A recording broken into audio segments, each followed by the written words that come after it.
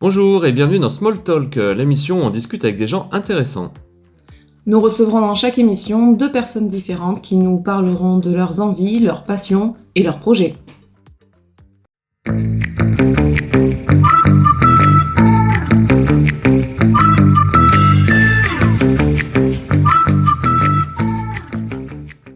Et nous revoilà pour un nouvel épisode de Small Talk où cette fois-ci nous avons comme invité Margot CG. Alors Margot, nous allons faire comme tous nos auditeurs, ou en tout cas certains qui ne te connaissent pas, on va te demander, mais qui es-tu ? Mais où est donc Ornicard ? Aussi, pour, Là-bas. Pour nos Je l'ai vu passer. auditeurs un peu plus lettrés. Hein, C'est ça, ceux qui ont eu une éducation. Voilà, ce n'est pas le cas de tous, on les Non. salue. On vous voit. Qui suis-je ? Bonne question. C'est un peu philosophique. Sait-on vraiment qui on est ? Cet entretien va durer 2 heures avec donc toute une partie psychologique. Exactement. Mais j'ai une formation de psychanalyse. Voilà, une petite. Dis-moi petite pas, c'est pas anecdote. vrai, c'est vrai ? Ouais, c'est vrai. J'ai fait 5 ans diplômée et tout. Et après, j'ai abandonné une carrière qui rendrait mes parents fiers pour une carrière d'artiste. Donc voilà. Mais c'est ça qui va nous intéresser. La déception de mes parents. C'est le nœud. C'est d'ailleurs nos invités. Bonjour maman. Non. J'ai pas répondu qui suis-je. Je sais jamais vraiment quoi répondre à cette question. Je suis Margot CG et je fais des photos. Et il y a des gens qui aiment bien et qui m'appellent pour en commander d'autres. C'est à peu près toute l'étendue de mes capacités d'éloquence. Eh bien, merci. Voilà, allez. C'était bien, c'était bref, c'est plié. Tout à fait. La photo, effectivement. Tu fais de très belles photos. C'est très gentil. Donc, je t'en prie, tu m'as shooté. On va pas se mentir, hein. J'ai été shooté C'est à une époque. J'ai été shooté. Et ça rendait très très bien. C'est uniquement parce que je t'ai pris en photo que tu dis ça. Tout à Et fait. parce que ce serait gênant aussi que tu me dises j'aime pas du tout. Oui, Voilà. Parlons-en. du coup, je suis allé dans un photomaton. J'ai un tout refait. La photo. Oui. La photo. T'es spécialisé portrait ? Alors j'aime pas trop dire que j'ai une spécialité parce que j'aime bien me laisser la possibilité de tout faire en fait, de me dire s'il y a un projet qui vient et qui rentre pas dans mes cordes, je vais apprendre et je vais le faire. Enfin, c'est une des raisons pour lesquelles j'ai choisi ce métier, c'est parce que j'aime bien le fait que tous les jours c'est différent. Tous les jours, mes prestats ne sont pas les mêmes et j'aime pas l'idée de me cantonner à la même chose tous les jours, sinon je serais allée bosser dans un bureau derrière un ordi toute la journée, mais c'est pas pour moi. Donc j'aime pas trop l'idée de me rentrer dans des cases, mais après, si on est tout à fait honnête, oui, j'ai des spécialités. Et effectivement, on pourrait dire le portrait... Le portrait de comédien, on va dire. Tout ce qui est book comédien, c'est pas mal ce que je fais. Ou alors la photo d'événementiel. Événementiel plus artistique, parce que les repas d'entreprise, pas plus. Mais les spectacles, les concerts, le théâtre, tout ça, voilà. Ok. Donc tout ce qui touche aux artistes, en fait. Et c'est quoi qui occupe la plus grande partie de ton temps de photographe ? C'est plus du live ou du shooting Du book. Je Du fais book, beaucoup ouais. de book, ouais. Alors il y a des périodes où j'ai rien pendant longtemps, parce que les gens ont leurs photos et ils n'ont pas non plus besoin de les refaire tous les jours. Mais après, il y a des périodes où en une semaine, j'ai quasiment que du shooting de book et je fais que ça et j'enchaîne et j'aime beaucoup. Parce que déjà on découvre des artistes, c'est l'opportunité de travailler avec d'autres artistes d'un autre milieu que le mien, mais quand même. Et c'est vachement enrichissant, c'est toujours fun en plus, parce qu'on peut leur faire n'importe quoi aux comédiens, ils disent oui, donc je peux leur faire du breakdance dans mon studio, ils le font et ça m'amuse. C'est toi qui leur proposes des thèmes de photos ou ils viennent avec une idée bien précise Alors ça dépend, des fois j'ai des demandes très très spécifiques, mais globalement sur les comédiens c'est des séances qui sont vachement calculées, Je propose un peu la même chose pour tout le monde parce que si y en a un qui a plus, il y en a un qui a moins, enfin c'est toujours un peu délicat. Donc j'ai une formule que j'aime bien qualifier un peu une initiation au book où les gens qui n'ont aucune photo peuvent venir et on a 4-5 ambiances différentes de fond, de lumière, de vêtements. Et du coup, ça leur permet d'avoir une belle base quand même de photos. Donc globalement, c'est moi qui propose le cadre et le contexte. Mais dans ce cadre et ce contexte, je leur donne vachement de liberté. Déjà dans le choix des couleurs de fond. S'ils préfèrent du bleu, du rouge, c'est leur choix. Moi, je suis. Comme ça leur permet d'avoir quand même une petite différence. Ils choisissent leur tenue. Ou pareil, ça leur permet de montrer un petit peu leur personnalité. Et après, une fois qu'ils sont là en train de poser, c'est vachement le feeling. Il y a des personnes qui sont très à l'aise pour faire n'importe quoi. Et on se marre et vraiment, on fait vraiment les débiles, quoi. À se demander même des fois si on se dit, est-ce qu'on a quand même une photo sérieuse dans le lot. Et sinon, il y en a d'autres qui préfèrent quelque chose de plus sérieux, plus simple. Donc ça dépend vachement des shootings. C'est ça que j'aime bien aussi, c'est que du coup, chaque séance est différente. Et qu'est-ce qui t'a amené à la photo? Alors attention, j'ai une super vanne dégueulasse, c'est genre, quel a été le déclic? Je me déteste. Alors les blagues de photographe, j'en connais beaucoup, mais mon objectif c'est de m'en débarrasser. C'est bien, ça fait pas cliché tout ça. Allez, pop. Alors va falloir qu'on fasse une petite mise au point humour parce que là ça va plus. J'en peux plus. Ouais non, ça, on peut aller très loin là-dedans parce que c'est... Mais bref.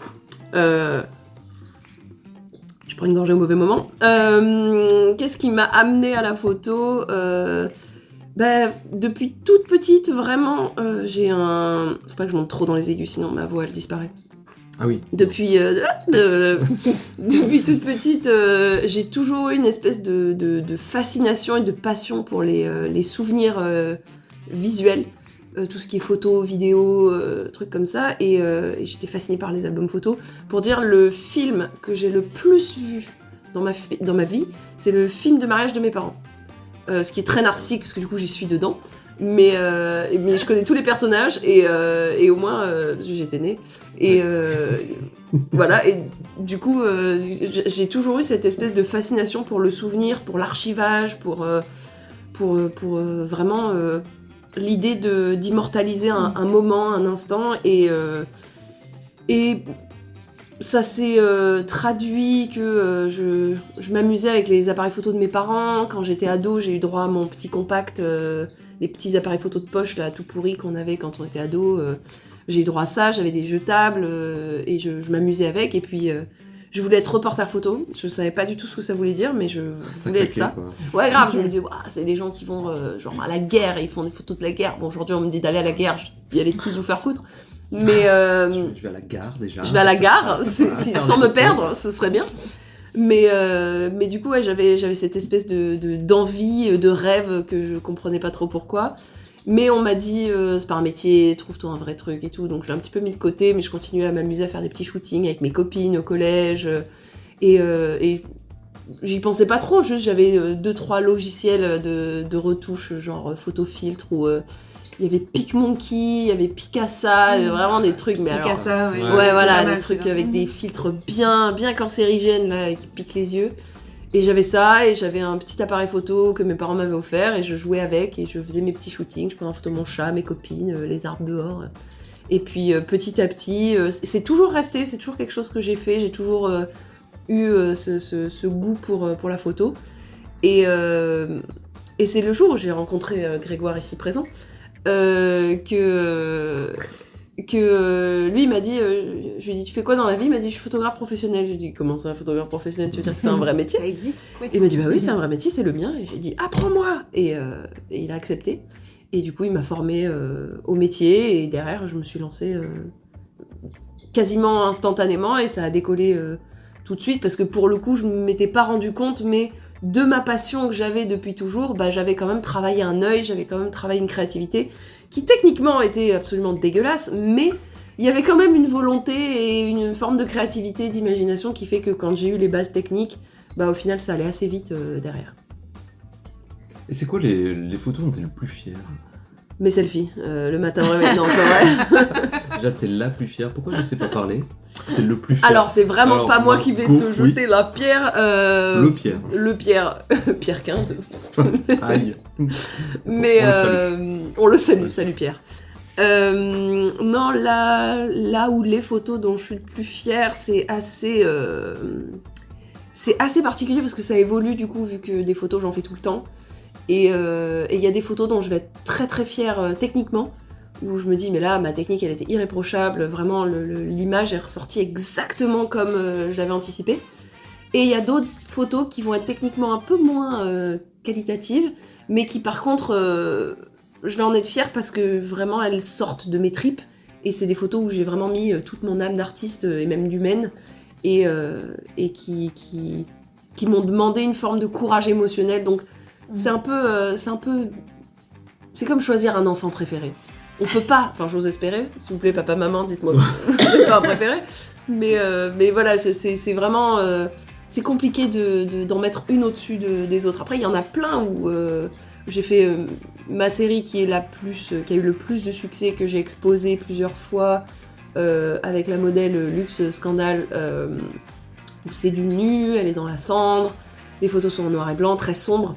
Ça c'est ma série qui a le plus marqué les esprits, et je pense que j'en suis la plus fière parce que ça a été une de mes premières séries où vraiment il y avait quelque chose qui s'est passé, et j'avais un retour qui me montrait qu'effectivement il y a un truc qui s'est passé. Et après il y a d'autres séries, j'ai fait beaucoup de photos de fleurs qui moi me parlent énormément parce que j'y ai mis beaucoup de mon âme d'artiste dedans, mais qui je sais parlent beaucoup moins au public. Mais ça veut pas dire que j'en suis pas fière. Fièvre ? J'ai de la fièvre. Tu as de la fièvre, mais tu n'en es pas fière de la fièvre. Je ne suis pas fière de ma fièvre, mais je suis fière de mes photos. Et t'as déjà eu des modèles compliqués à gérer? Ouais. Ah ouais, un enfer. Alors il y en a un, il s'appelait Seb. Non, c'est pas vrai. Une catastrophe, celui-là, ça devait être terrible. Rien à récupérer, hein, vraiment. Non, j'ai déjà eu des modèles compliqués, évidemment, je ne citerai pas de nom. J'ai eu des gens qui se prenaient un peu pour Beyoncé, alors que, bon, pas vraiment, quoi. Et du coup, c'est toujours un petit peu délicat à gérer, parce qu'il faut ramener les gens à leurs conditions d'être humain, tout en... mine de rien, c'est un métier où on narcissise énormément les gens.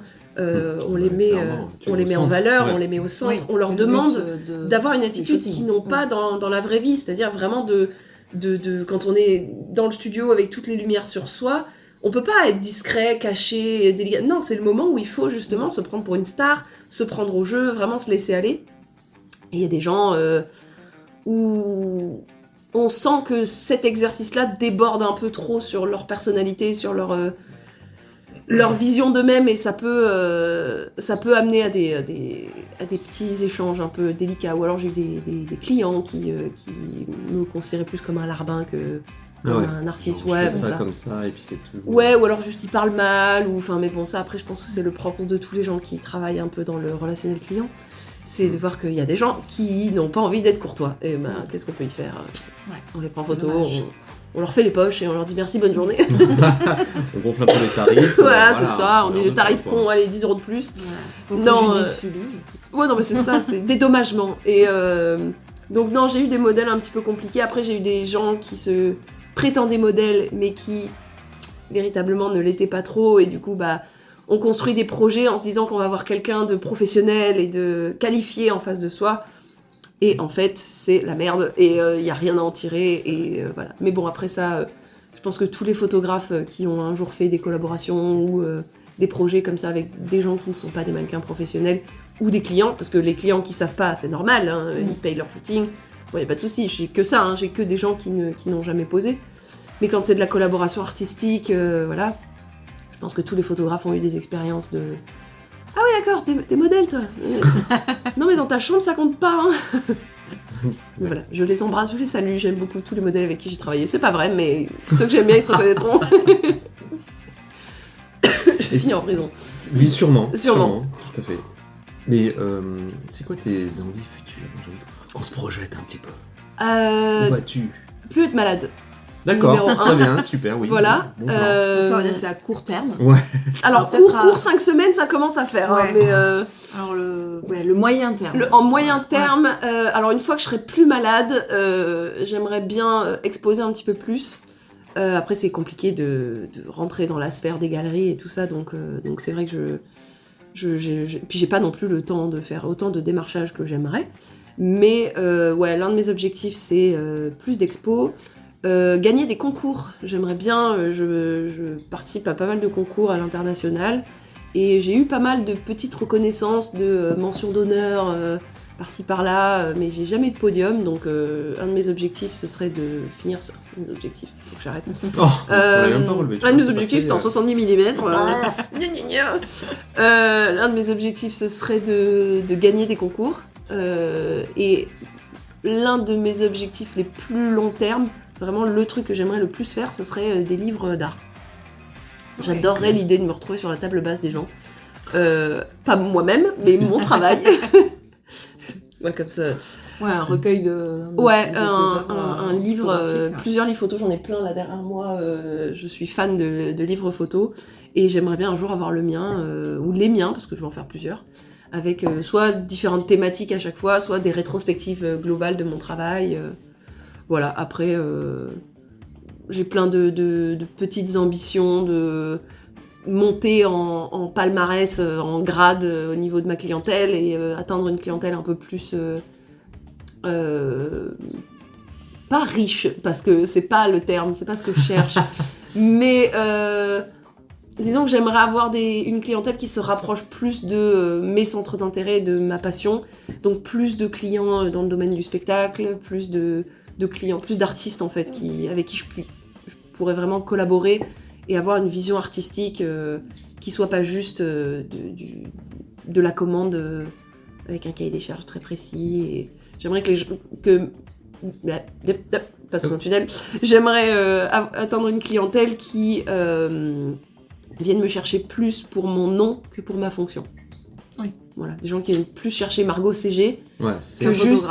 J'ai tapé photographe sur ouais. Google et est-ce que vous faites des photos d'identité ? Non, je ne fais pas de photos d'identité. Arrêtez de m'appeler pour ça. Et même pour le permis de conduire. parce Même qu'il pour en le permis faut. de conduire. Ah, dommage. Tous les jours des appels. C'est vrai ? Ouais, tous les jours. Voilà. Donc tu voudrais que genre Pierre Ninet sonne à la porte en disant salut, il me faut. Mais de ouf ! Ben voilà. J'adore Pierre Ninet. Il Pierre se Ninet, trouve si tu que je m'écoutes. connais. Je le connais bien sûr. Mais j'adore Pierre Ninet, j'adorerais avoir Pierre Ninet qui dit oui, besoin de photos. Mais grave. Et puis surtout, pouvoir travailler avec des comédiens, des artistes sur des projets un peu barrés, quoi. Et vraiment dire, ils ont une personnalité. Et j'ai envie de faire ressortir cette personnalité en photo et pas juste sur un shooting de book, quoi. Vraiment un truc, des trucs débiles, quoi. Des trucs barrés, des trucs créatifs, où on repousse les limites de l'artistique. Il se démembre par exemple. On l'écartèle. On On va écarteler l'artistique. Mais c'est Avec Pierre Ninet. avec Pierre Ninet. Voilà, ce sera le gros titre. Bon, même mon Pierrot, ça va te faire mal, mais bon, je connais. C'est pour l'art. Franchement, ouais. C'est pour l'art, bah oui. Oui, ça va. Hein. Il a vécu pire. Mais sais oui, pas. ça va. T'auras bien vécu. Moi, j'ai une petite question aussi sur le futur, parce que faut quand même en parler de l'intelligence artificielle. Oh là là. Oui, je sais. Oh là je là. sais. Bah oui, mais Vaste sujet. malheureusement, je sais pas trop, mais voilà, ça fait un peu partie du futur. Toi, tu te positionnes comment ? Je me assis sur ma chaise, déjà, c'est bien. Oui, on est bien. Gros débat. Attends, je vais tousser. Voilà. Petit caméo. Gros débat, l'intelligence artificielle est pas simple, hein, parce que j'ai l'impression qu'il n'y a pas de bonne réponse. Il n'y a pas de réponse magique ou on fait comme si on fait comme ça et tout ira bien. Enfin, on est encore vachement tous dans le flou, que ce soit nous les artistes ou même le commun des mortels. On n'a pas vraiment de visibilité sur ce que ça va donner, ce que ça peut faire, comment ça se passe. Je sais que dans le milieu de la photo, déjà, ils ont déjà ouvert des catégories sur les concours pour les images générées par IA. Ah oui, en fait, t'es plus photographe, t'es prompteur. Quoi. Ouais, tu c'est ça. promptes, et si tu fais le prompt le plus... C'est ça. Si le rendu de ton prompt... Alors après, là, c'est une autre dimension, parce que d'un côté, on peut dire... Enfin, j'ai du mal à me positionner là-dessus, parce que je comprends un peu tous les points de vue, parce que je suis une personne très compréhensive. Non, mais je comprends le point de vue de ceux qui disent bah oui, mais il faut bien les mettre quelque part. Et de dire, effectivement, il y a des gens qui créent et qui extériorisent leur créativité avec ça, donc effectivement, il faut les mettre quelque part, et si on leur donne pas une catégorie, ils vont de toute façon déborder sur le reste. Ils vont envoyer leurs images générées par IA dans des catégories réservées à des gens qui font des photos véritablement. Ouais. Donc il faut bien qu'on leur fasse un petit créneau histoire que ça déborde pas sur le reste. Mais d'un autre côté, je comprends les gens qui ont peur pour leur travail. Et honnêtement, j'en fais partie. Parce que je ne sais pas où ça va aller, je ne sais pas quelles vont être les légiférations. Ça se dit ? Oui. Les lois qui vont arriver les sur. législations. Plus qui vont bientôt sortir. Voilà, je ne sais pas ce que ça va donner, donc à quel point ça va limiter ou encourager l'utilisation de l'IA. Je sais qu'il y a, c'est la marque Undies, je crois, qui a fait toute une campagne de pub pour leurs vêtements via IA. Donc ils ont pas embauché ni de photographe, ni de mannequin, ni de maquilleur, ni de coiffeur, ni de personne. Oui. Et ils ont dit que c'était pour avoir plus de diversité. Voilà, donc... Parce que tu peux pas trouver des gens divers. Apparemment, le commun des mortels n'existe pas. Il n'y a que des mannequins parfaits, blancs, aux yeux bleus qui existent dans le monde. Et du coup, ils ont été obligés de générer des mannequins par IA. Donc, voilà, on se dit à quel point ça va être la prochaine norme, à quel point... Parce qu'il y a des métiers qui ont disparu avec les avancées technologiques, même des métiers photographiques. Enfin, la photographie est passée au numérique. Donc, certains métiers liés à l'argentique sont un peu désuets. Et il y en a plus beaucoup. Donc... Moi j'accepte, le monde avance, le monde change, il faut s'adapter, mais à quel point je vais avoir besoin de me faire une reconversion professionnelle, voilà, jusqu'où on va, donc j'avoue que ça fait peur. Après, j'ai pas envie d'être contre, parce que ça sert à rien. J'ai l'impression que même si je me rebelle dans mon coin en disant non, l'IA, ça changera rien, l'IA elle est là, de toute façon, elle est installée, et elle est beaucoup trop utile pour beaucoup trop de gens, pour qu'on puisse revenir en arrière. Donc, je me dis autant m'y adapter, autant accepter, autant voir comment je peux, alors j'allais dire l'incorporer dans mon travail, mais je maîtrise pas, mais être en harmonie avec, en fait, travailler avec l'IA, aux côtés de l'IA, sans que ça prenne mon travail et sans que ça me... Je ne sais pas comment finir cette phrase. Oui, ça faudrait être cadré, quoi. L'utilisation de l'IA cadrée pour que les gens puissent... Enfin, les artistes ou les professionnels qui ne s'en servent pas habituellement ou quoi, ne soient pas lésés non plus dans leur activité.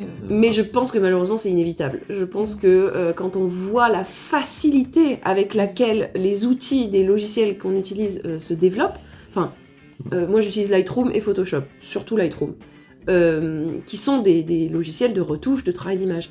Quand on voit que tous les quelques mois, ils font des mises à jour et ils rajoutent des outils au sein de ces logiciels, des outils qui se basent sur l'IA. Oui, notamment... Photoshop IA, là, qui est sorti, Oui, maintenant, tu peux juste remplacer carrément tout le fond de ton image, tu mets un prompt, tu dis je veux des zèbres et des pandas, hop, il remplace tout le fond, t'as des zèbres et des pandas dans ton image. Et en soi, il y a des gens qui faisaient ça manuellement avec Photoshop avant, donc pourquoi on irait cracher sur un truc qui a toujours... Enfin non, ça va toujours exister, mais qui existe depuis longtemps, juste maintenant, les gens ont plus de facilité pour le faire. Pareil, moi, quand je vois mes retouches, il y a plein de trucs que je fais, que je fais manuellement, mais si on me met un outil d'automatisation de ce truc, ça va pas enlever à la qualité de mon image, c'est juste que ça va me faire gagner du temps dans ma retouche, donc ça va me rendre plus efficace. Donc en fait, c'est bénéfique pour moi. Là où c'est pas bénéfique, c'est quand vraiment on abuse en fait sur le truc et qu'on va... on va générer des trucs complets par IA, mais même là, je réfléchis, je me dis, les graphistes, ça fait une éternité qu'ils vivent ça avec des trucs comme Canva, qui fait tout tout seul, et on a beau dire, oui, oh là là, c'est mal, c'est là, et on est... s'en sert quand même. Voilà, on a beau dire, oh, c'est pas bien les pauvres graphistes, on est les premiers à aller faire une affiche sur Canva parce qu'on n'a pas les moyens de payer un graphiste, de payer, voilà. Ouais, c'est vrai. Ouais. Après, oui, c'est arrivé à... ce sera sûrement ça la clé, d'adapter, de dompter l'IA pour que ça puisse te servir et que tu sois pas à service, parce que rien ne remplacera jamais quand même l'œil du photographe. Oui, alors ça, je suis d'accord, je pense que l'aspect humain du métier est important, parce que, par exemple, quand je travaille en studio avec des gens qui n'ont jamais été pris en photo de leur vie, c'est ce relationnel humain qui est plus important au final que l'outil de retouche que je vais utiliser derrière. C'est d'être présent, c'est d'être capable de conseiller, d'être capable de gérer, de driver, de monter tout un projet. Voilà, donc je pense que l'IA peut être créative, elle peut être artistique, elle peut générer des images qui ressemblent à des œuvres d'art. Mais je pense qu'au final, ce qui rend l'art intéressant, c'est l'humain. Et enfin, dans mon cas personnel, je sais que quand on me montre un truc et qu'on me dit c'est de l'IA qui l'a fait, ça ne me génère aucune émotion. Peu importe la qualité de l'œuvre d'art en elle-même, moi personnellement en tant qu'artiste, ce qui m'intéresse, c'est la démarche. Donc j'aime voir des artistes qui expriment quelque chose. Après, peu importe comment ils l'expriment, s'il y en a qui ont envie d'utiliser de l'IA, s'il y en a qui ont envie d'utiliser de la peinture, des photos, ce qu'ils veulent, je m'en fous. Moi, tout ce que je veux voir, c'est des démarches humaines et artistiques qui s'expriment, peu importe les moyens. Et si tu sais pas que c'est de l'IA? Parce que t'as Eh bien, là, je me fais avoir. Non, mais c'est vrai, on sait pas. Il y en a qui arrivent à reconnaître facilement que c'est une IA qui a généré... Moi, j'en suis incapable, par exemple. Tu vois. Bon, à part des détails, il va manquer un doigt quelque part, voilà. Mais... Bah, j'ai du mal. Est-ce que c'est déjà arrivé que tu sois touché par l'image sans savoir oui, ça m'est déjà arrivé de regarder une image et de faire waouh, hyper intéressant. Et puis après, on me dit c'est de l'IA. Je fais waouh, ça m'intéresse plus. Oui, ça Vraiment instantanément, je me dis bah. Après, c'est. On est aussi consommateur sur Instagram. Et Instagram n'est pas un réseau social d'art, c'est un réseau social. Donc, les gens postent de l'art, mais on peut pas l'apprécier, on peut pas en profiter sur Instagram. Donc, on va voir des trucs, mais pareil, il y a énormément de photos que je suis abonnée à énormément de photographes sur Instagram, mais je vois passer énormément de photos dans la journée, et il y en a plein qui ne me font rien, non pas parce qu'elles dégagent rien, mais parce que je les vois en taille timbre sur mon téléphone. C'est pas comme ça qu'on apprécie de l'art, donc oui, il y a plein de fois où j'ai vu des trucs et je me suis fait avoir, entre guillemets, en me disant oh, ça a l'air intéressant, et puis au final, bon, bah, c'est de l'intelligence artificielle, ça me saoule, j'ai pas envie d'en voir, j'ai envie de voir des vrais créateurs. Mais je pense que c'est comme quand la photographie est passée de l'argentique au numérique, où là, il y avait tout un débat sur quelle est la vraie photo. Est-ce qu'on peut reconnaître la vraie photo? Est-ce qu'on peut faire la différence entre un argentique et un numérique? Est-ce qu'on peut faire la différence entre tel ou tel boîtier? Oui et non. Même si on peut faire la différence, qu'est-ce que ça change? Vraiment, quel est l'impact si ta photo elle a été prise en argentique ou ta photo elle a été prise en numérique? Qu'est-ce qui est important? Le moyen ou ce qui a été dit? Ouais. Et pendant longtemps, j'ai renié l'art contemporain parce que je trouvais ça débile et tiré par les cheveux et qu'on va peindre une planche en bois et on va l'accrocher au mur et ouais, c'est une œuvre d'art. Et pendant longtemps, je me disais non mais ça c'est stupide, c'est pas du vrai art. Et plus ça va, bah plus je trouve que l'art contemporain a quelque chose d'intemporel parce qu'au final, contrairement à énormément, je veux pas dire toutes parce que j'en sais rien, mais énormément d'autres formes d'art qui sont rattachées qu'à leur support et qu'à elles-mêmes, l'art contemporain n'existe que dans sa démarche. Et du coup, ça le rend inatteignable à ce genre de débat. Parce que du coup, à partir du moment où j'ai une démarche, bah, l'IA, elle pourra pas m'atteindre. Bon, t'as compris l'IA? T'as compris l'IA? Tu m'auras pas, d'accord? Non mais il y a Alexandre Astier qui a fait une interview, je crois que c'est l'émission Hot Ones sur YouTube avec Kian Kojandi, ouais. Et il a, je crois qu'il a parlé d'IA, d'intelligence artificielle dedans, et il a dit un peu ça, que lui, du coup, ce qui l'intéressait, c'était l'humain, c'était l'artiste. Et il en parlera bien mieux que moi, parce qu'il est beaucoup plus éloquent et il a beaucoup plus de capacité de faire des phrases, comme le prouve celle que je suis en train de faire. Et du coup, si mon avis intéresse sur l'IA, j'invite à aller voir cette interview d'Alexandre Astier, parce que c'est comme si c'était moi qui l'avais dit, mais c'est pas moi qui l'ai dit, c'est lui qui l'a dit, et c'est mieux. Mais je suis d'accord avec ce qu'il dit, donc voilà. Mais ça tombe bien, l'interview tout à l'heure, là, on va le voir. Trop bien, il est où? Oui, avec Pierre Ninet, là, ils se font un apéro, tranquille. Et pour sortir un peu de la photographie, pour sortir du cadre... Ouah, pas mal. Est-ce qu'on parlerait pas un peu cabaret? On peut parler cabaret, ouais. Cabaret. On peut parler cabaret, mais qu'est-ce qu'on peut dire sur le cabaret? Cette discipline. Page Wikipédia. Je m'étouffe. On comprend. Merci. Qu'est-ce qu'on peut dire sur le cabaret? C'est chouette. C'est chouette, il y a des paillettes, ça brille, il y a des plumes, il y a des strass. C'est beau. T'en fais depuis longtemps? Ça fait depuis... J'ai commencé en 2017. un petit peu au hasard en vrai. J'ai toujours fait de la danse depuis toute petite. Je faisais du classique, du jazz, des trucs très standards, traditionnels, avec un petit écart par le hip-hop à une période parce que j'ai cru que je pouvais faire du hip-hop, mais vraiment non. Pas de tectonique Non, pas de tectonique. La chance, bien vu. Ouais, bah j'étais un peu trop petite. Enfin, trop petite, non, j'avais 12 ans. Mais Oui, parce que moi j'avais 50 ans à la tectonique, hein, forcément. Bien, enchaînons, oui. c'est technique d'ostéo d'ailleurs. Non, j'avais que 12 ans en tectonique et donc vraiment je suis ravie d'être passée au travers de ce truc. Mais non, j'ai essayé un petit peu de hip-hop et ça n'a pas donné grand-chose. Mais du coup, j'ai fait beaucoup de danse toute ma vie.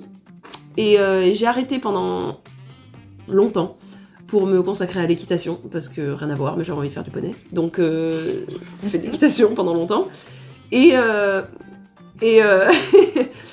j'ai repris la danse avec le cabaret quand j'avais 20 ans, un truc comme ça. Peut-être. Je vous regarde comme si vous aviez la raison. nous on te 20 ans, valide. c'est ça Oui, c'était Bah, ça. c'est 20 ans, 2017. bah, Oui, 20 20 ans, ans. bien sûr. C'est ça, 2017, j'avais 20 ans. Et j'ai repris parce qu'une pote m'a dit « Ah, mais viens !» À l'époque, je faisais beaucoup de maquillage, je m'amusais à faire des maquillages effets spéciaux, des body paint, des trucs comme ça. Et elle m'a dit « Mais viens, parce que le milieu du cabaret, c'est un milieu où il y a toute une dimension maquillage, il y a tout ce côté maquillage de scène, il y a tout un truc à ce niveau-là. » Elle m'a dit « Tu pourrais vraiment t'amuser et tout. » Donc j'ai fait « Ah, bah trop bien, je vais tester. » J'aime bien la danse, j'aime bien le maquillage, j'aime bien les costumes qui brillent, donc c'est parti, on y va. On y va. Et du coup, ça a été un petit peu une révélation. J'ai découvert un milieu très permissif où l'important, c'est pas... Alors, ça veut pas dire que ce n'est pas important, mais l'important, c'est pas la précision. C'est vraiment... Là aussi, il y a une dimension humaine, en fait, que je trouve assez incroyable. Après, dans le cabaret, il y a énormément de sous-genres.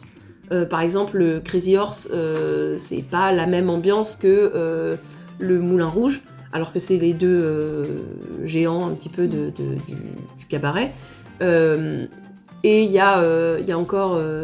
dans le cabaret, on peut mettre la comédie musicale, on peut mettre le freak show, on peut mettre tout ce qui est drag queen, ou même transformisme, magie... effeuillage, enfin bref, il y a énormément de sous-catégories et c'est un peu un terme fourre-tout. Donc là, on dit fait du cabaret, on peut faire de la samba, on peut faire des claquettes, on peut faire danser sur des chaises, faire de la pole dance, enfin c'est vraiment, ouais, c'est très varié, c'est très très permissif. Et du coup, j'ai découvert un excellent moyen de m'exprimer un peu comme je voulais. Et en fait, c'est une forme de théâtre. Mais musicale. C'est une forme de comédie musicale, mais très courte. Chaque morceau est indépendant. Et j'ai beaucoup d'affection pour le milieu. J'ai beaucoup apprécié de découvrir cet univers parce que, contrairement à ce qu'on pense, parce qu'on voit les filles du Moulin Rouge et du Crazy Horse qui sont toutes grandes, minces, parfaites, tout ça, mais contrairement à cette image-là, en fait, le cabaret, c'est très permissif au sens esthétique. C'est vraiment dans ma troupe, dans le groupe où je suis, il n'y a pas de filles qui ont le même corps. Et il y a plein d'âges différents. On a des nanas de 50 ans, on a des nanas de 20 ans, et tout le monde cohabite sur scène, et il n'y a pas de jugement, il n'y a pas de...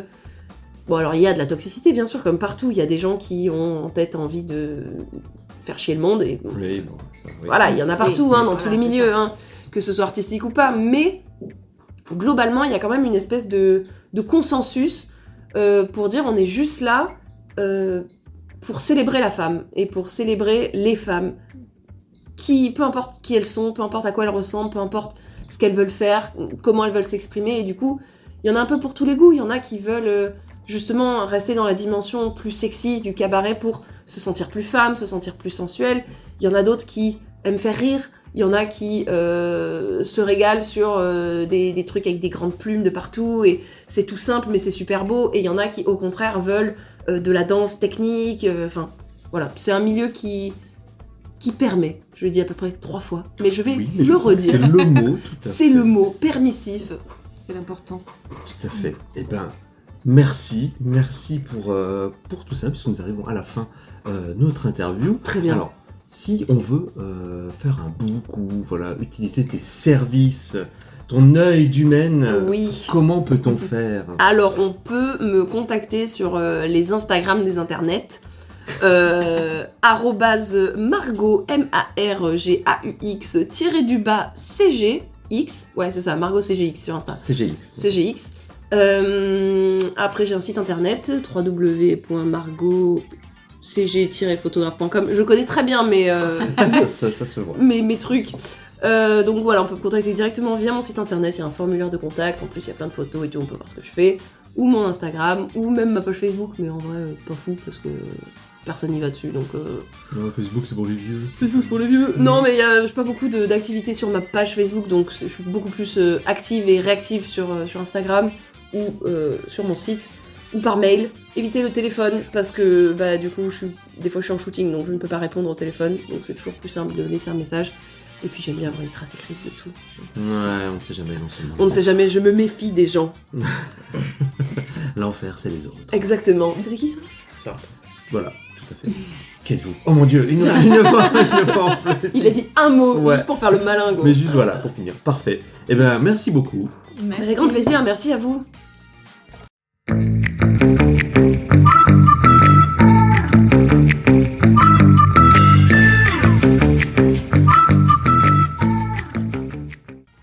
Donc on reçoit aujourd'hui Tom Guibal pour parler musique. Ouais, on va parler musique, on va parler rock français et encore plein d'autres choses. Et salut Tom. Eh ben salut à vous deux. Ça va? Bah écoute, ça va, ouais. Début 2024, au taquet. Avec des projets. Oui, et des projets. Ouais, on va parler, mais déjà pour les gens qui nous écoutent, pour les nombreuses personnes qui nous écoutent et qui ne te connaissent pas, il y en a encore. Ah bon? Sache-le. Oui, j'ai les noms. D'accord. Je te donnerai la liste T'as une liste juste après. J'ai besoin Elle d'un est tableur courte. Excel. Aucun Un problème. tableur Excel avec les noms des gens qui ne me connaissent pas. En LibreOffice, ça te va aussi? On les profite si tu veux. Ouais, ça fait quand même un peu le. Ouais, c'est un Ça peu le fait Excel cheap. du pauvre. Quoi. Ouais. C'est l'Excel gratuit. Bon, en même temps, on est pauvre, hein, on fait du rock. Voilà. Et justement, tu fais Tom Guibal, Ouais. parle-nous de ce que tu fais. Alors, tu veux que je te parle de ce que je fais maintenant, ce que je faisais, Là, d'où tu- je viens, pourquoi j'y vais. Mais tout, depuis le début, l'alpha et Depuis l'oméga. le début. Ouais. La vache. Depuis le début que tu veux. Parce que c'est l'âge que j'ai maintenant quand même. Oui, oh, on a pas à peu près le même. Ouais, Je donc, sais. on est né dans les Non, années non. 70, mec. Tout à fait. Voilà, d'accord. Ok. Donc ça va peut-être faire un peu long si je te parle du tout début. Non, écoute, en tout cas déjà merci de me recevoir, c'est cool. Merci à toi. Qu'est-ce que tu veux savoir exactement? Qu'est-ce qui te ferait plaisir, Seb? Ça, c'est comme ça, c'est royal, c'est le menu. Exactement. Je vais prendre un menu B12. Voilà. Alors, tu vois, dans le menu B12, t'as l'entrée, Ouais, le plat, ouais. le dessert, Ouais. éventuellement un accompagnement riz ou nouilles sautées. Ouais, c'est bon. Voilà. Donc, on fait quoi là? On fait l'entrée? On part sur l'entrée. Tu sais On part quoi? sur On l'entrée. commence tranquille sur l'entrée. Hop, on est parti. Non, bah écoute, je m'appelle Tom Guibal, voilà, ça fait, je suis musicien. Et en fait j'ai une double casquette, on va dire ça, double formation. Je fais de la musique depuis, je sais pas moi, depuis l'âge de 12-13 ans. Et j'en ai 28. Oui, on a le même âge, c'est Ouais, bon, c'est hein, ça, ça passe. c'est ça. Je suis en 77, ouais c'est ça, 28. Et donc oui, donc je fais de la musique depuis une trentaine d'années quoi, facile. Et puis donc j'ai appris la musique et parallèlement à ça, j'ai fait des études après le bac, j'ai fait des études d'audiovisuel et de cinéma. Donc maintenant c'est un petit peu ce que je fais, c'est-à-dire que je fais à la fois énormément de musique et je continue à faire surtout la réalisation, voilà, où je réalise des clips. Donc du coup ce qui est bien c'est que je m'occupe de moi. Oui, voilà, C'est pratique. pratique, mais bien Super sûr. pratique. Et puis voilà, je réalise des clips pour d'autres artistes. Et puis il m'arrive aussi de faire, j'ai réalisé un court-métrage aussi. Je fais aussi des trucs un peu plus institutionnels, tu vois, en tant que réal. Voilà, donc double métier, on va dire, mais qui reste dans la création. Qu'est-ce qui te... Alors, la musique prend beaucoup plus de temps, mais allez, j'aime bien les pourcentages, moi. Donne-nous La des stats. partie musicale, par rapport à la partie réelle, t'es sûr Je dirais que, par rapport au temps que ça me prend, on est quand même pas mal sur du 80-20, quoi. Voilà. Ok. J'ai quand même beaucoup plus de musique que de réalisation. Voilà. Si tu veux, la musique, j'en fais tous les jours. Voilà. La musique, j'en fais tous les jours. La réalisation, c'est de temps en temps, sur une semaine ou sur 2 semaines avec de la préparation. Voilà, je vais faire un clip, je vais le préparer, après je le tourne, je le monte, post-prod. Finalement, c'est quoi? On va dire 2 semaines de boulot, tu vois. Et ça apparaît tous les, je sais pas, sur quelques mois, peut-être 4-5 fois dans l'année, quoi. Oui, Voilà. oui, du coup, c'est pas Voilà. constant comme la musique. Non, alors que la musique, c'est tous les jours, en fait. Tu te lèves, un petit Alors je me lève, je me déjeuner, bouscule, je ne me réveille pas, tu te rends, voilà, comme super. d'habitude. C'est toujours important de citer Les grands, les grands poètes. Sacha Distel, on t'aime. Ouais, Sacha Distel qui nous a quittés. Ouais, c'est vrai. Il y a quelques années déjà. Hier, je crois. Hier. Ah ouais. J'ai vu il a fermé la porte, il est parti. Il a fermé. Je l'ai revu. Salut artiste. Donc je suis Non, ce que tu me disais du coup. non, oui. Non, c'est- oui ou non, pas- voilà. En fait, la musique, oui, c'est tous les jours. C'est tous les jours. Alors c'est soit de la composition, soit du gratouillage. Ça, par contre, c'est tous les jours le gratouillage. En fait, Ok. c'est soit dans mon pieu, tu vois, genre la guitare elle est posée à Elle est côté. à côté. Je suis là. Qu'est-ce que je vais faire? Tiens, je vais prendre ma guitare. Soit très souvent dans mon canapé pendant que je suis en train de faire autre chose, mais en fait j'ai toujours la guitare acoustique, tu vois, qui est à côté. Ok. Et donc je joue tous les jours en fait. Donc ça peut être juste soit des exercices comme ça, tu vois, pour travailler un peu l'instrument, soit d'un coup voilà, je gratouille un truc, j'ai une idée. Ce qui est bien maintenant quand même, c'est que on a ce qu'on appelle des home studios. Moi j'ai pas un home studio, hein, j'irai pas jusque là, mais en tout cas, tu vois, il te suffit d'un PC, une carte son. Ouais, t'as un peu de matos, t'as le logiciel et. Bah voilà, t'as le logiciel qui va bien, t'as une idée, tu l'enregistres, un micro, t'enregistres un peu du chant. Donc ça, par contre, c'est tous les jours en fait. Ouais. Ok. Ouais. Et parce que je pourrais pas faire autrement aussi, quoi. C'est au-delà d'être un métier, si tu veux, c'est voilà, c'est hyper cliché de dire ça, mais c'est au-delà d'un métier, c'est une passion. Mais bien sûr. Oui, mais en même temps, oui, Bah oui, c'est mais ça. en même temps, c'est ça, tu C'est vois, une, donc, c'est une passion qui est devenue un métier en fait. Exactement. Ah, c'est une chance de pouvoir en faire un métier. Pouvoir vivre de sa passion, c'est pas donné à tout le monde. Ah non, ça c'est sûr. Après, ça représente, je pense, pas mal de, entre guillemets, de sacrifices quand même. Après, c'est pas pour rentrer, tu vois, dans le pathos de putain, c'est compliqué d'être un artiste, etc. Mais, Ouais. mais c'est vrai que, de toute façon, qu'on le veuille ou non, on est quand même dans un monde qui va hyper vite, une société où en fait on est quand même très la consommation à outrance, il faut acheter, il faut consommer, il faut machin, etc. Quand t'es artiste dans le sens large du terme, que tu crées et que justement t'es pas dans cette immédiateté, t'es toujours pour faire un disque, c'est des mois voire des années. Donc c'est pas tout de suite, c'est putain j'ai une idée, bim, je fais le truc, je l'enregistre, je le vends, Ouais. j'ai 10 000 mecs qui l'achètent, je fais des concerts, je fais machin, et puis je gagne ma vie, et puis c'est plus compliqué que ça, quoi. Donc c'est en ça que je dis que c'est un sacrifice. C'est-à-dire que comment dire? Ouais, t'as énormément de travail. En fait, t'as le temps de récolter les lauriers pour le fruit de ton Oui, travail. non mais c'est ça. Exactement. C'est la patience Exactement. en fait, c'est du boulot. Bah, de la faut patience. être patient, faut avoir un minimum de confiance en soi aussi, tu vois. Mais bon, je te dis pas qu'il n'y a pas des matins, tu vois, ou des semaines où tu te dis putain c'est dur quoi. Bah, de toute façon, quand tu crées, t'as forcément des périodes de doute. Enfin, Ouais. Si t'avais pas de période de doute, ce serait bizarre d'ailleurs, non, quand même, d'avoir quelqu'un qui fait oh, c'est bon. Moi, mon album, je sais. Ah non, Moi, non, c'est ça, ça. c'est pas possible. Ouais. Non, ça c'est sûr, c'est pas possible. Enfin, je sais pas si c'est. Peut-être qu'il y en a qui fonctionnent comme ça et qui sont sûrs, tu vois, qui sont tellement sûrs d'eux que. Alors, peut-être les Mais mecs genre AC/DC qui font toujours la même chose, tu vois. Par exemple. Peut-être le premier album, ils étaient pas sûrs, si on fait la même, et puis maintenant, ça là tombe. c'est bon, là maintenant c'est bon. Là les gars. Ouais. Je crois qu'effectivement ça fait vraiment partie du processus. Si t'es trop sûr de toi, non, je pense pas que t'y arrives, quoi. Et ça t'est arrivé de douter au point de te dire, bon, je vais revenir à un métier plus classique, moins passion ou pas Oui. Et lequel Alors, ça c'est encore une autre, non, alors, notre question. Après, j'ai eu un moment déjà comme ça. En fait, comme je vous disais, en fait, je fais des études d'audiovisuel, etc., Cinoche. Et donc pendant très longtemps, j'ai été formateur dans ce truc-là. Donc formateur en audiovisuel. Et pendant une dizaine d'années, quoi. Sur des BTS et aussi sur des licences à la fac de ciné. Donc j'ai fait ça, c'était très bien. Puis au bout d'un moment, j'en ai eu marre. Je faisais aussi de la musique à côté, mais il y a un moment, je me suis dit, bon, en fait, je sais pas quel âge j'avais à ce moment-là, mais je vais avoir 30, 35, 36 ans, comme ça.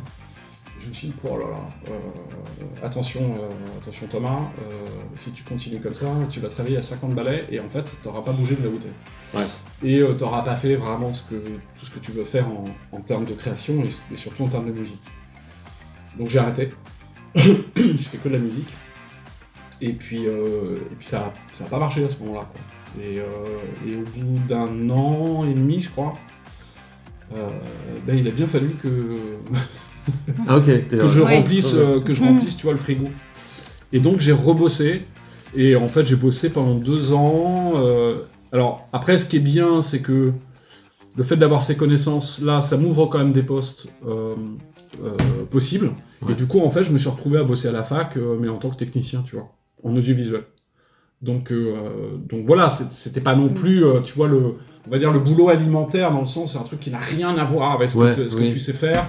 Et me retrouver comme malheureusement beaucoup de personnes, tu vois, qui se retrouvent à bosser au McDo, à faire, je sais pas, de la manutention dans un truc, et, tu vois, et ça les emmerde. Enfin, je veux dire, ça c'est juste l'enfer, quoi. Moi, j'ai quand même cette chance-là. C'est-à-dire que je me suis retrouvé dans un boulot très, tu vois, salarié, 35 heures, machin, blablabla, mais j'étais pas non plus à 10 000 l'opposé lieues, complètement tu vois. de ce que tu aimes faire. J'ai fait ça pendant 2 ans. Je l'ai pas quand même super bien vécu. Parce que je me suis retrouvé simili-fonctionnaire à faire des trucs où en fait c'est quand même pas moi. Ouais. Mais bon, il le fallait, donc je l'ai fait. Et puis ça a duré 2 ans, et puis en fait, parallèlement à ça, j'ai réussi à commencer à refaire vraiment en fait des cachets, etc. Je me suis dit, là maintenant c'est viable. Et du coup, j'ai géré le truc. Et ça a duré que 2 ans, j'ai quitté mon poste, et puis, tu vois. Et là, du coup, maintenant, ça fait 6 ans. Ouais, 6 c'est ans. ce que tu me disais, 6 ans je fais que de la musique et de la réalisation, et du coup, j'ai le statut d'intermittent de spectacle. Mais tu fais, du coup, de la réalisation qui te plaît aussi. Bien sûr. Voilà, bien sûr. Selon tes termes, enfin voilà. Exactement. Ouais. Bah, après, la réalisation de clips, ça c'est vachement bien parce que ça mélange vraiment mes 2 passions, quoi. La musique et puis le cinoche, l'audiovisuel. Je suis très cinéphile aussi et donc ça me parle. Ouais. Ça me parle. Et généralement, c'est ce qui plaît aussi aux artistes avec lesquels je bosse, c'est que justement je sois musicien aussi. C'est-à-dire qu'ils ils savent qu'on parle le même langage, quoi. Donc ça c'est cool. Ouais, effectivement. Et d'ailleurs, t'en as fait combien des clips? Je pourrais pas te dire. Je m'y suis surtout mis là depuis 3 ans, tu vois. 3-4 ans. J'ai dû en faire une douzaine, un truc comme ça. À peu près, quoi. Et notamment pour un pote qu'on a en commun, pour Geoffrey. Tout à fait, Dirty J'ai Boots. fait de Dirty Boots, ouais. On sera un de ces 4. Il viendra. C'est toujours le même style de musique pour les clips? Pour les le rock, enfin ce que tu aimes faire toi, ou tu pour les artistes avec lesquels je bosse. Oui, voilà, ou tu te vends à d'autres styles de musique. Oui, en l'occurrence, attends, je dis pas de bêtises, mais oui, ouais, j'ai eu d'autres styles. Mais après, moi, j'aime vraiment plein de styles différents, quoi. Bon, j'imagine qu'on en parlera peut-être aussi, parce que je travaille aussi avec d'autres artistes en tant que musicien et compositeur. Même si moi, je suis pour mon projet solo, Tom Gibal, c'est très rock français. Après, moi, j'aime plein de trucs. Et là, en l'occurrence, j'ai bossé avec un artiste qui s'appelle Pascal Rode. Je lui ai fait 3 clips, du coup. Alors, il est quand même, malgré tout, un peu dans le même mouvance que moi. Mais finalement, c'est un peu plus pop, quoi. Et après, j'ai bossé avec un artiste qui s'appelle L'Homme Bleu, où là, on est carrément pop avec un côté un peu électro aussi. D'accord. Donc pas nécessairement ce que j'écoute beaucoup, Ouais. en tout cas ce que je fais, mais sincèrement peu importe. C'est-à-dire qu'après si le morceau me parle, voilà, ça peut être n'importe quel style, quoi. Il y a Aya Bon, après pas de Nakamura. rap, quoi. Voilà. Tu vois. Ouais. Après, parce que tu sais, j'aime toujours ce truc. Ouais, non, moi j'écoute de tout. Alors Ouais. sauf. Sauf Ouais, du sauf- rap, de l'opéra. Alors, de- voilà. Non, je suis assez ouvert quand même. Assez ouvert. Et on va parler peut-être justement de ton projet phare. Ouais. Puisque tu as sorti un album il y a Ouais. quelques temps. Ouais. Il y a un tout petit peu, un petit peu plus d'un an, ouais. Je crois que c'était ça, juin 2022. Ouais, le premier album. J'ai un peu bossé. Le premier album. Premier ouais. album, tout Mhm. à fait. Ouais. Qui s'appelle donc Comme Nemo. Parce que c'est du rock français. Ouais, tout à fait. Ouais. Alors c'est quoi la genèse? Parce que je t'ai connu à quelques périodes. Ouais. J'ai connu des périodes où on était plutôt sur du stoner. Ouais, avec Icy Sun. Tout à fait. Avec Geoffrey. Ben oui, Ouais, toujours. ouais. Ouais. Qui était ma première interview en plus. C'est vrai? Pour un web magazine métal, ouais, je m'en souviens. Putain, ça date énormément. Ah bah oui, j'imagine, ouais. On était au Shakespeare, sur la terrasse du Shakespeare. Voilà, Mais c'était Plein de- c'était il y a 10 ans, voire mais voire limite tellement plus. encore. Ouais. On avait 23 ans, je pense, il y a 10 ans, à peu près. C'est ça, exactement. Et oui, après des groupes de reprise, tout ça. Mais là, du coup, c'est ton projet, c'est à toi. Oui, tout à fait, ouais. Donc tu me parlais de genèse. Bah, écoute, tu sais, c'est le truc qui en fait a maturé pendant des années, quoi. Comme je te disais, j'ai toujours fait de la musique, donc j'ai eu plein de groupes. Moi, au départ, je suis natif de Paris, donc j'ai été à Paris jusqu'à l'âge de 20 ans, et puis en fait, je suis venu m'installer à Montpellier T'as un faux Montpellier. à 20 ans. Bah, tu sais, maintenant, Ça j'ai... part. Maintenant, si tu veux, concrètement, je me sens quand même vachement plus Montpellier que Paris, tu vois, parce que ça fait 26 ans que je suis là, et que finalement, ma vie professionnelle, et tout ça, je l'ai construite ici, quoi, tu vois.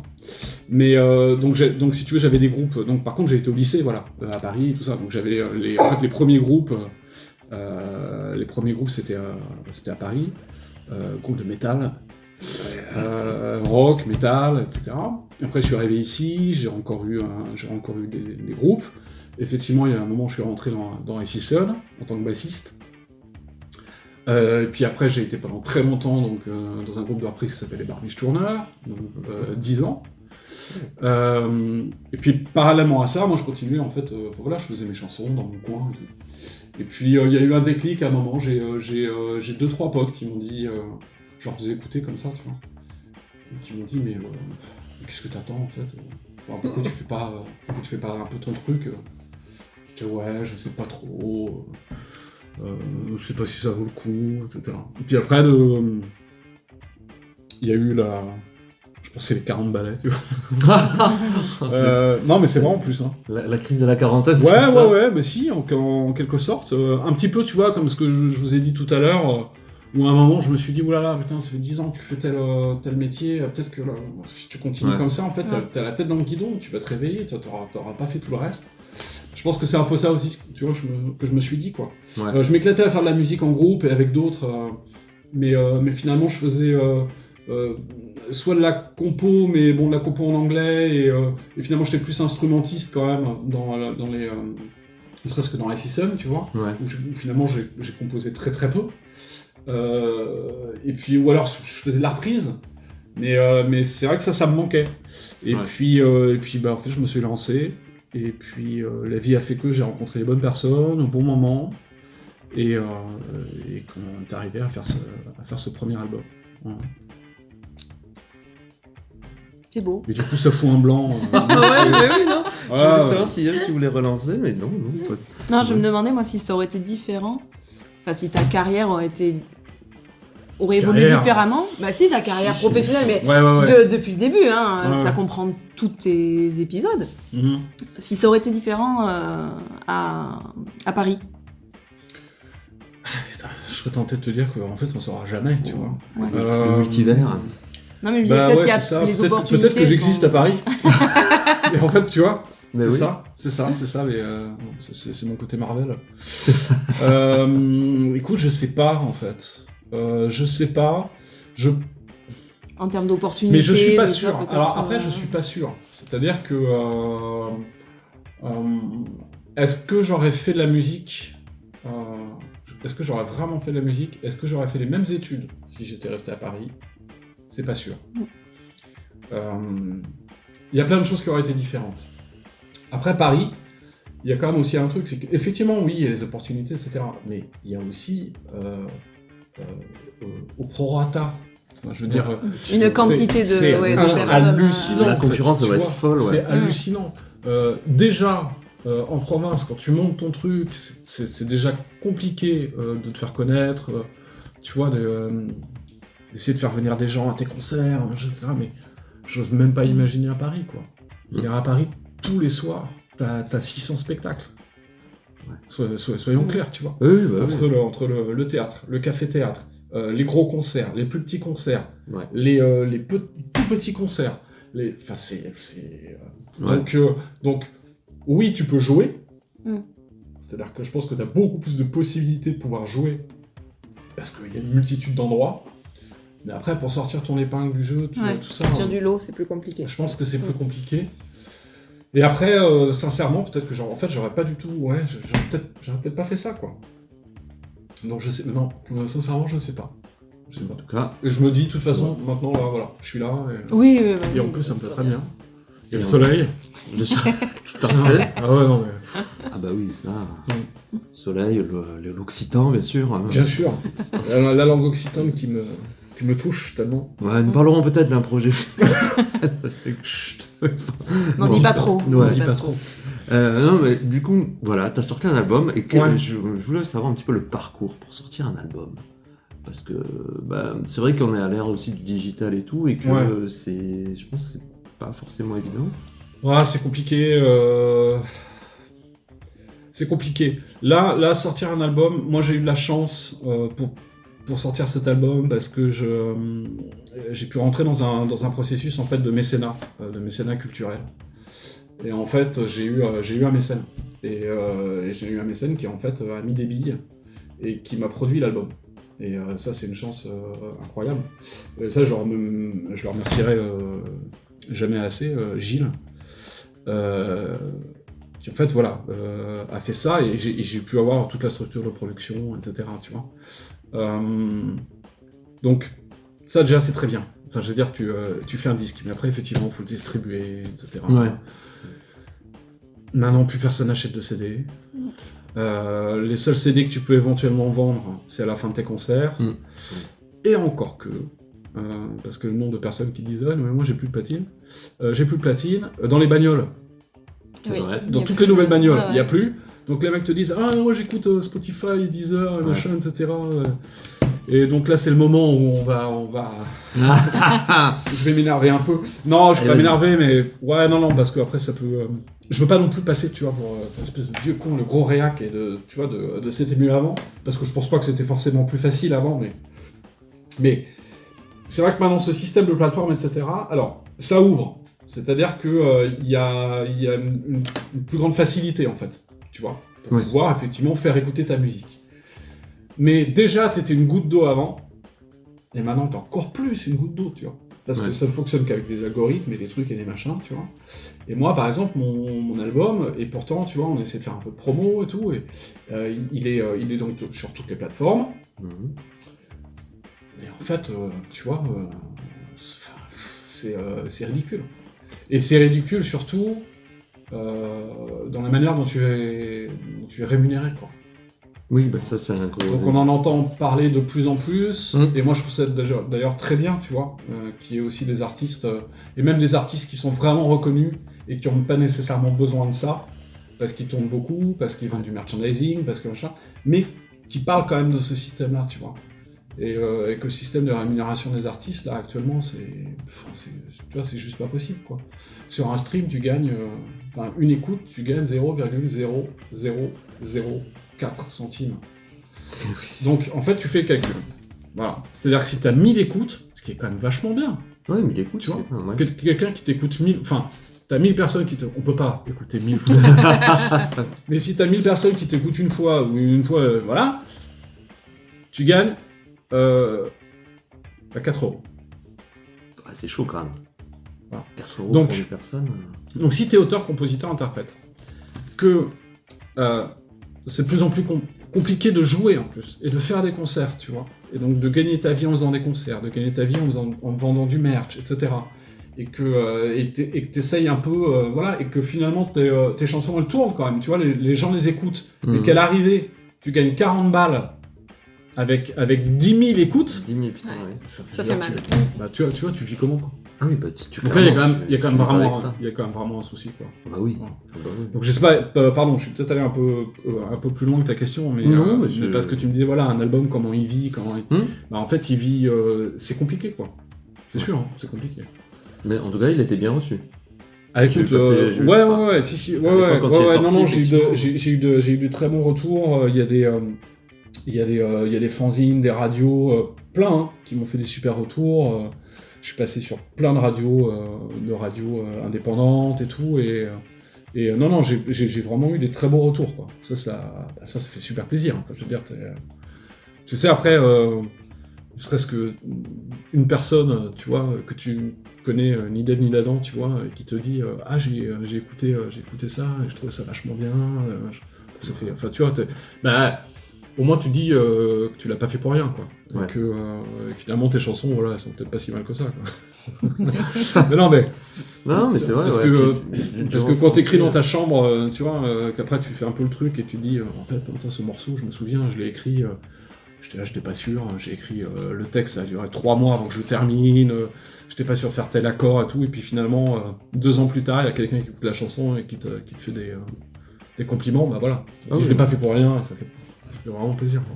Bah oui. Puis non, mais franchement, en plus, alors moi, le rock français, c'est plus compliqué parce que tout ce que j'ai pu entendre de rock français, j'ai l'impression que ça ressemble à du Nord Désir. Toujours, tu sais, dans l'intonation, dans le chant et tout, machin. Et justement, ton album, c'est pas le cas. Ça fait plaisir. Bah après, c'est le. Tu sais que c'est bien que tu me dises ça aussi parce que je pense que t'es le seul à sortir un peu de ce truc-là. Moi, j'ai fait des interviews pour des radios ou des trucs comme ça, quoi. Et putain, systématiquement, tu vois. C'est. Alors, les influences, Noir Désir, en fait, direct, quoi, tu vois. Ouais, bah ouais, mais. Et je me souviens d'une interview, et où si tu veux, j'ai répondu, tu vois, j'ai dit oui, évidemment, Noir Désir, mais bon, c'est c'est la facilité, quoi. En fait, pour moi, c'est la facilité.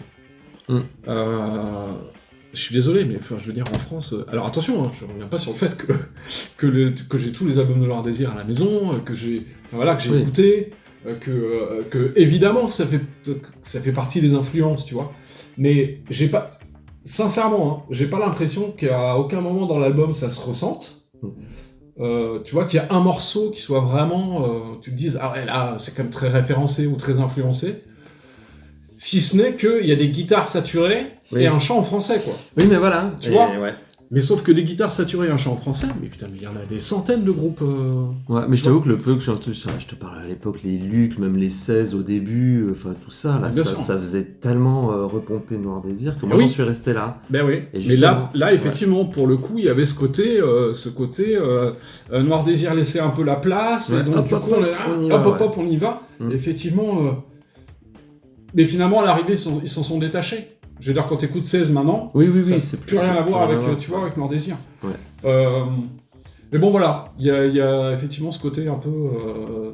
tu fais du rock en français, donc voilà. Noir Désir. Et si tu fais du rock and roll en français, téléphone. Ah, t'as raison. Mais non, mais... Je croyais que t'allais dire Johnny. Non, tu Ouais, vois, ouais. c'est, Oui, non, mais c'est vrai. si je faisais un truc un peu plus rock'n'roll, quoi, rock'n'roll, bluesy, un peu, etc., et que je chante en français, on me dirait, vous avez écouté Téléphone, tu vois, ça va, quoi. Il y a autre chose. Bah oui. Puis en plus, encore une fois, j'ai l'impression que dans le disque, il y a plein d'autres influences et qui sont finalement plus anglo-saxonnes que françaises. Oui. C'est pas parce que je chante en français en fait que finalement, moi je pense même que c'est assez évident d'ailleurs.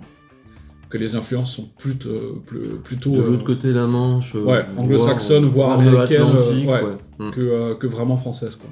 Oui, clair, bah oui, dans les instrus, tout ça, clairement. Ouais. Après, dans les paroles, il faudrait qu'on les traduise en anglais pour dire ah, ça sonne anglais. On fera ce travail. C'est bien. Bah oui, parce que voilà, parce que J'ai envie de dire bonne chance, mais... Oui, c'est ça. Et puis après, on traduira en occitan, mais ça, on a dit qu'on n'en parlait pas. Non, ou bien plus tard. En tout cas, cet album, il est sorti, il est disponible, il s'appelle Comme des mots. C'est ça. On va redonner, on n'est pas tout à fait à la fin de l'interview, donc on va encore parler d'autres choses, mais on redonnera après toutes les infos pour pouvoir écouter Tom Guibal, chers auditeurs, mais ne vous inquiétez pas. Alors, un album, c'est fait. Ouais. C'est quoi la suite? C'est quoi la suite? Alors, pour moi, hein, on est toujours en train de parler de moi. On est sur toi, on est que sur toi. Moi. En plus, c'est pas vrai, donc du coup, je suis hyper embêté là. La suite, écoute, j'ai composé l'équivalent de ce que pourrait être un deuxième disque, pardon. Donc, je crois que je dois avoir, j'ai 12 titres qui sont déjà maquettés, quoi, voilà, qui existent, qui sont terminés, musique et paroles. Donc maintenant il va falloir que je m'y mette et que donc j'espère que courant 2024 je vais pouvoir sortir des nouveaux morceaux. Voilà. Ok. Voilà. Donc ça va arriver et je pense, alors ça je peux te le dire en avant-première. En première, mais c'est parce qu'on se connaît bien. Allez,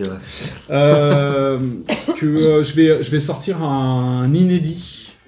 Alors, je pense qu'il sortira pas sur les plateformes, etc. J'ai pas envie de m'emmerder avec eux, tu vois. Mais je vais probablement faire un clip en fait, et donc il sortira sur YouTube. Et c'est un inédit du premier album. Ok. Voilà. Qu'en fait j'avais pas mis sur le disque à l'époque et que pour X raisons et donc du coup qui avait été masterisé, etc. à l'époque, voilà, qu'on n'avait pas mis sur la galette. Ok. C'est un et peu. donc Oui, comment? Non, mais et donc du coup voilà, si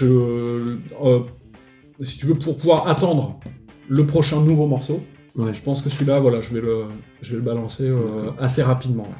Oui, c'est pour faire un peu le pont justement entre voilà. Exactement. Pour dire, donc histoire déjà que voilà, que les gens qui me suivent et qui aiment bien ce que je fais, voilà, que je leur propose déjà un titre qu'ils connaissent pas, qui est effectivement, ne serait-ce qu'au niveau du son, quoi. Enfin, si tu veux, de la production et tout, une continuité du disque vu qu'il a été fait à ce moment-là, mais qui permettent, voilà, comme tu dis, de faire un pont vers le prochain nouveau morceau totalement inédit. Voilà. Ok, d'accord. Je sais déjà, voilà, lequel ça sera aussi. Tout est clair dans ta tête. Tout est clair dans ma tête. Pas tout le temps, hein, mais là, oui. Là, à ce moment-là, oui. Ouais. Et, oui. Tu enregistres toujours avec les mêmes musiciens? C'est les mêmes qu'en concert ou... Oui, là, en l'occurrence, je vais enregistrer les nouveaux morceaux avec les musiciens que j'ai sur scène. Voilà, ouais. Nico et Sam. Voilà. Salut. Qu'on salue. Voilà, ils sont d'excellents musiciens. J'ai vraiment la chance de les avoir avec moi. Section rythmique plus que solide. Voilà. Non, super. Donc oui, je vais faire ça avec eux. Voilà. Ok. Et parlons pour finir. Collab. Voilà. C'est-à-dire, alors, qu'est-ce que tu entends par de type par collaboration? Ça fait toujours peur avec d'autres. Oui, c'est vrai, oui. Artistique, voilà. artistique, D'accord. je voulais dire. Okay. Oui, j'avais oublié ce petit mot et ça change quand même beaucoup collaboration, de choses, oui. Qu'est-ce que tu veux que je te dise? Alors, dis-moi tout. Il me semble que tu collabores souvent avec une artiste. Oui, Mo. Tu voulais en parler. Voilà, Mo. M-O-W. Ouais, Marjorie. En fait, enfin, je collabore avec elle parce qu'elle a sorti son premier album en février là, de cette année. Et en fait, c'est un premier album que j'ai co-réalisé. En fait, je vais composer les musiques. Alors, on a fait pas mal de chansons ensemble. Elle a écrit les textes. Je lui ai fait des musiques. Je lui ai composé aussi 2 morceaux entièrement, écrits et composés, que je lui ai donné pour son disque. Et j'ai fait les arrangements, voilà, et j'ai co-réalisé avec un pote à moi, Christophe Dubois, qui lui a enregistré les batteries et qui a un G-son, etc. Et donc on a fait cet album tous les 3. Et du coup, ça se passe super bien avec Marjo. Vraiment, j'adore bosser avec elle parce que déjà c'est une super chanteuse. Elle a une voix vraiment magnifique. Et moi, ça me permet de pouvoir faire autre chose et de pouvoir aller dans des choses un peu plus pop, un peu plus new wave aussi de temps en temps, et de rentrer dans son univers à elle, quoi. Et ça m'éclate de faire ça. Et donc du coup, vu que ça s'est super bien passé pour le premier disque, on remet ça pour le deuxième. Donc là, on est en train de bosser sur les pré-productions de son prochain disque. Voilà. Okay. 2024, voilà. 2024, il y a plein de trucs à faire. Il y a plein de trucs, ouais, tout à fait. Ouais, voilà. Et après, c'est vrai que j'ai cette volonté aussi et je lance un appel.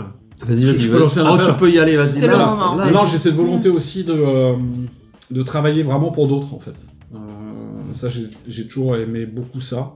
Donc écrire des chansons pour des interprètes, qui seraient pas nécessairement auteur-compositeurs, mais qui auraient envie de pouvoir chanter. Et ça c'est vraiment un truc qui me plairait beaucoup. En tout cas, de le développer au-delà, par exemple, de la collaboration que j'ai avec Marjo, quoi, et qui se passe super bien. Mais trouver d'autres personnes, ça, j'adorerais faire ça. Ouais. Voilà, l'appel est lancé, clairement, parce que le standard va saturer. Le standard. On retrouve tout de suite Jacqueline au standard. Jacqueline, il y a de nombreux appels. C'est incroyable. C'est incroyable. Le téléphone à cadran. Très bien. Eh ben, écoute, on est sur une bonne trentaine de minutes où on a appris plein de trucs. On va finir cette interview, mon cher Tom, avec toutes les infos pour pouvoir écouter ton album, pour pouvoir en savoir plus. Pour pouvoir me sur suivre, tes réals, sur tout.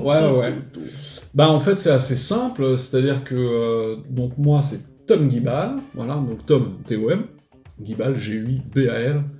En fait, je suis présent sur tous les réseaux sociaux qui existent, quoi. Voilà, donc j'ai une page Facebook, une page Insta, une page... qu'est-ce que j'ai d'autre Je crois même que j'ai un TikTok, alors là... Ah oui, non, monsieur est allé loin. Non, je suis allé très loin, c'est-à-dire que j'ai essayé de toucher un public des 6-14 ans. Je me suis dit que bon, voilà, ça serait bien qu'ils écoutent autre chose que de la merde. Mais bon, donc du coup, je me retrouve sur TikTok, ça n'a aucun sens. Ça n'a aucun sens. Ça sent la collab avec Jules, ça. Avec Jules, ouais.